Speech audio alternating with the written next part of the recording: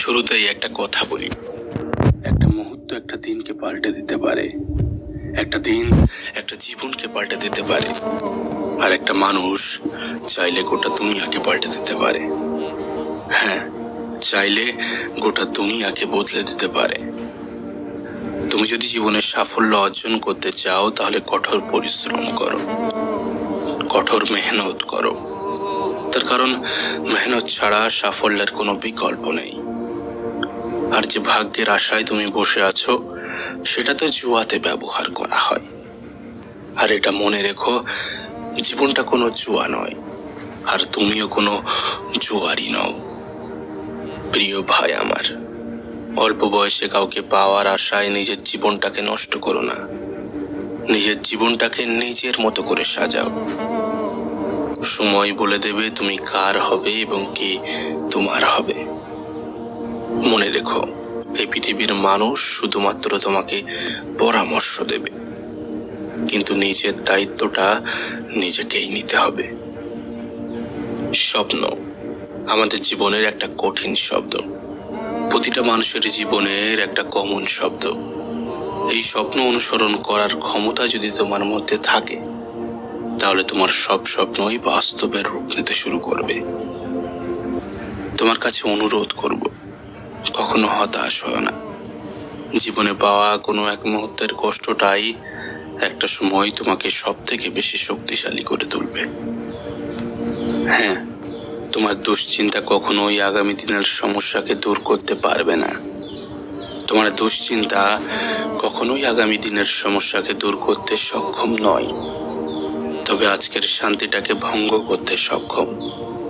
তোমার দুশ্চিন্তা আগামী দিনের সমস্যা দূর করতে না পারলেও তোমার আজকের শান্তিটাকে ভঙ্গ করতে পারবে।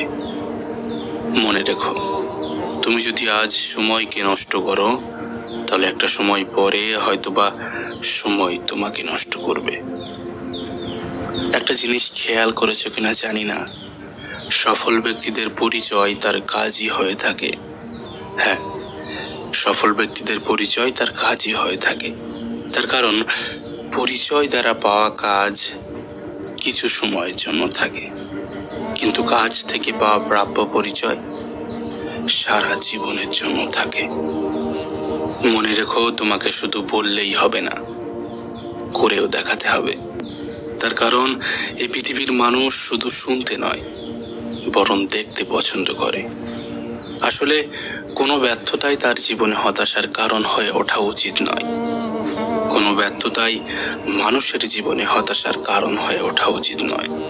তার কারণ মানুষ ব্যর্থতা থেকে শেখে, সাফল্য থেকে নয়। তাই একবার ব্যর্থ হলেও পুনরায় চেষ্টা করা উচিত। বাস্তবে এই পৃথিবীর সব থেকে কঠিন কাজ হচ্ছে নিজেকে চেনা, আর সব থেকে সহজ কাজ হচ্ছে অন্যকে উপদেশ দেওয়া।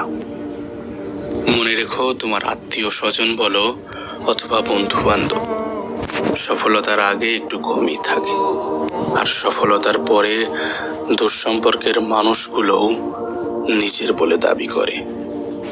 স্কুলের ব্যাগটা রেখে যেদিন বাজারের ব্যাগটা ধরবে সেদিনই বুঝতে পারবে আসলে স্কুলের ব্যাগটাই অনেক হালকা ছিল। শুধু দাঁড়িয়ে নদী দেখতে থাকলে তুমি কখনোই সেই নদীকে পার করতে পারবে না। নদীকে পার করতে হলে তোমাকে সঠিক পদক্ষেপ গ্রহণ করতেই হবে।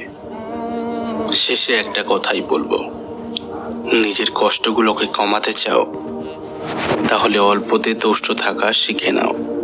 হ্যাঁ, অল্পতে তুষ্ট থাকা শিখে নাও, কারণ যে অল্পতে তুষ্ট থাকে